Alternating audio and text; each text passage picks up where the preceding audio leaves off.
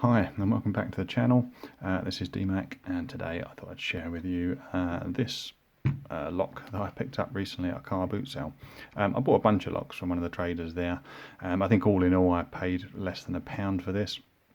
And I mean, you know, for the sake of £1, it could be worthwhile to pick it. I've never heard of this brand before. It's GE or it's GO, I'm not quite sure.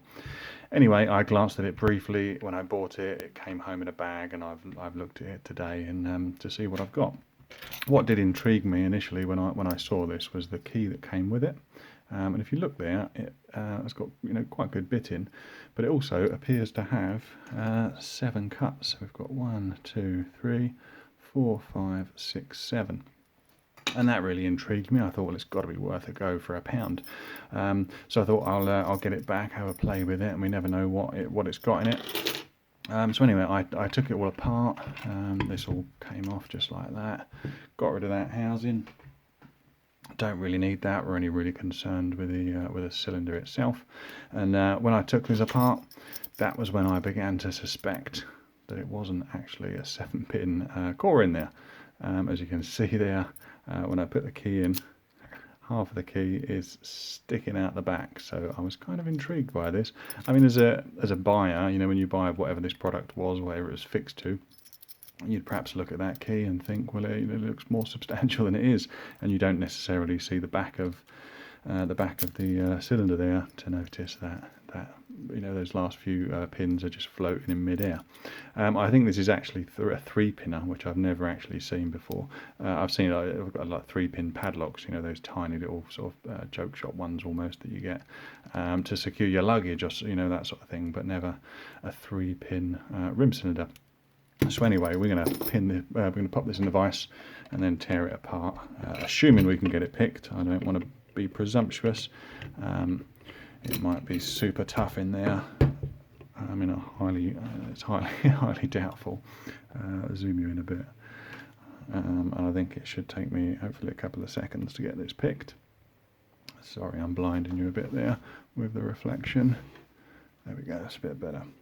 Yeah, I'm pretty sure I can only count 3 pins in there, and it feels, you know, super sloppy, really cheap. So let's give it a go. So click on 2, click on 3, click on 1. Oh, and it was it was a click on 2, 3, and 1, and I thought it didn't actually open, but the reason was because my tension wrench got stuck on the vise, and that was what I was fighting with. So there we go. We have got this open. We have defeated this 7-pin monster. So let's have a peek inside and see what we've got. So what we've got on the back here, we've got some sort of clip. We can tear that off.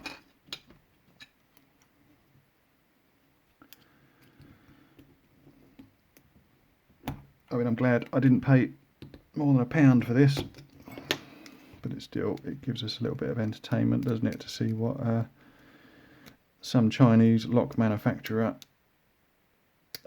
thinks passes for a lock these days.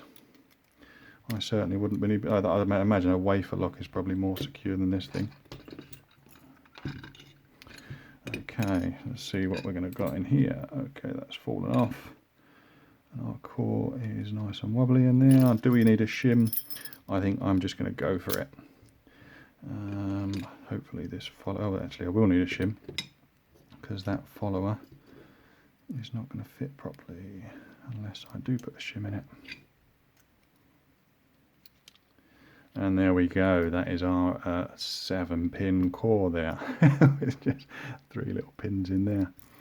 And I think, you know, they're like the worst bitted pins. I think there's a couple of, they're almost 0 lifts. I think pin 1 and pin 3. Yeah, nice little cute core that. Let's see what we got. Maybe we've got some high security pins.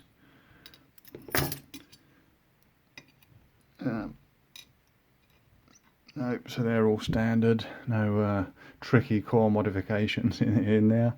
It's just absolutely diddy, that core, isn't it?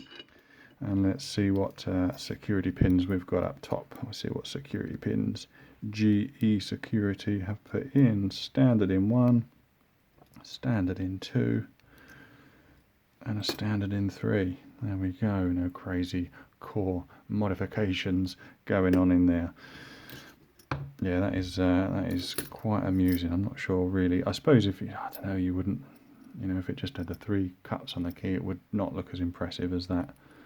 I've never seen that before in my life. But anyway, it was not the trickiest pick. It was worth the pound just for the comedy value in taking this this lock apart. Maybe I'll make it into a challenge lock. That could be quite a challenge to make a 3-pin challenge lock out of this. We shall see. Watch this space. Anyway, thanks for watching this short pick and gut video today on this terrifyingly difficult GE rim cylinder. Thanks for watching, and bye for now.